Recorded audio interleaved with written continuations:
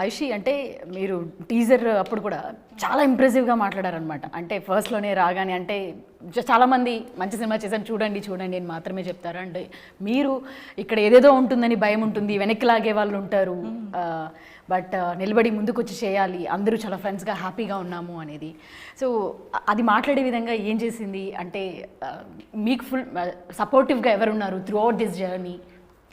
యూజువల్గా మనం చూస్తుంటాం కదా, ఇంతకుముందు అయితే అదర్ స్టేట్స్ నుంచి వచ్చి ఇక్కడ వర్క్ చేసేవాళ్ళు, బట్ ఇప్పుడు తెలుగు వాళ్ళని బాగా ఎంకరేజ్ చేస్తున్నారు. అలాంటి వాళ్ళకి మన వాళ్ళకి కూడా ఆపర్చునిటీస్ ఇస్తున్నారు, మనం నమ్ముతున్నారు. సో అలాంటిది యాక్చువల్లీ ఈ మూవీ స్టార్టింగ్ నాది ఒక్క మూవీ కూడా రిలీజ్ అవ్వలేదు నిజం చెప్పాలంటే. సో మీకు కూడా ఇది డెబ్యూ అంతే. సో డైరెక్టర్ గారు నాకు కాల్ చేసినప్పుడు I was in Delhi. So call చేసి ఇలా ఒక మూవీ ఉంది రండి అంటే నేను వచ్చేసాను. సో ఇద్దరు నాన్నగారు డైరెక్టర్ గారు కూర్చొని ఒక లిటరల్లీ ఒక ఇది ఇంటర్వ్యూలా అనిపించారు. అంటే సెలక్షన్ ప్రాసెస్ జరుగుతూ ఉంది, ఆడిషన్స్లో ఉన్నాము. అంటే హీరోయిన్ పెండింగ్, రిమైనింగ్ క్యారెక్టర్స్ కొన్ని ఉన్నాయి. సో ఆ ప్రాసెస్లో ఈ అమ్మాయి ఇట్లా 2 ఆడిషన్స్ నడిచాయని కూడా చెప్పారు కదా ఎక్కడో, అంతే 2 తర్వాత ఈ అమ్మాయిని చెప్పండి. చాలా మంది చూసారంట నాకన్నా ముందు.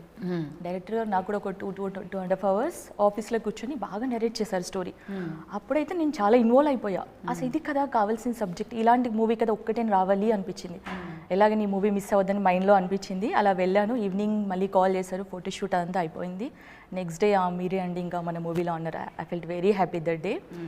తర్వాత చూస్తే మీరు అన్నట్టు యాక్చువల్ ఏంటంటే బయట వాళ్ళకి ఒక తెలియని ఒక ఏంటంటే మూవీ ఇండస్ట్రీ అనగానే ఏదో ఒక భయం ఉంటుంది, ఒక ఫియర్ ఉంటుంది, అక్కడ ఏదో జరిగిపోతుంది, ఏదో ఉంటుంది, బ్యాడ్ పీపుల్ ఉంటారు, అది అని చెప్తుంటారు. నాకు అలాగే చెప్పారు. బట్ నేను పర్సనల్గా చూసాను, నాకు అక్కడ ఎక్కడ కూడా ఆ ఫీలింగ్ రాలేదు.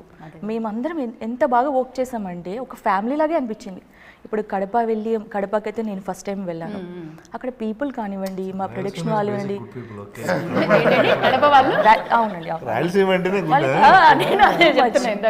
మంచి లవ్, ఆ రిసీవింగ్ కానివ్వండి ఎంత బాగా చూసుకున్నారో. ఇప్పుడు విశ్వ చెప్పినట్టు హాస్పిటాలిటీ వైజ్ మా నాన్నగారు అయితే మాకు ఇంత లోటు చేయలేదు. ఇది ఎక్కడో ఒక చిన్న మూవీ అని ఎప్పుడు అనిపించలేదు కూడా. అంత అన్నిట్లో అంత కేరింగ్ కానివ్వండి, ఆ కంఫర్ట్ జోన్ ఇచ్చారు. వాళ్ళ ఫ్యామిలీ మెంబర్స్ అవనండి, మా ఇద్దరు ఇంకా మా ప్రొడ్యూసర్స్ కూడా మమ్మల్ని అంతే బాగా చూసుకున్నారు కాబట్టి మేము అంత కంఫర్ట్గా వర్క్ చేసాము. అలా మా బాండింగ్ చెప్పాలండి. వాళ్ళు చెట్టుకు రమ్మంటే నాని అని ఉన్నాడుగా, సో చూసుకుంటాడు. అంటే అంటే నాకు ఇంట్లో పర్సన్ ఏం జరుగుతుందో తెలుసుకోవాలి కదా నువ్వు.